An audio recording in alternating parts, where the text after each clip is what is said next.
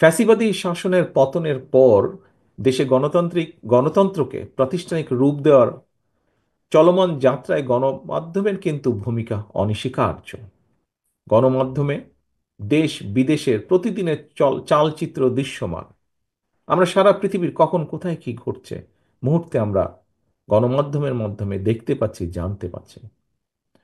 তবে চলমান এই ঘটনাবলী যেগুলা, তার পাশাপাশি ফ্যাসিবাদী শাসনের যে দুষ্কর্মগুলো প্রতিনিয়ত গণমাধ্যমে প্রচার এবং পরিসরে আলোচনার কিন্তু রাখা দরকার। গত 15 বছর যা হয়েছে, জুলাই আগস্টে যা হয়েছে, এগুলো গণমাধ্যমের মাধ্যমে জনগণের মধ্যে, জনগণের সামনে প্রতিনিয়ত আলোচনায় রাখা দরকার।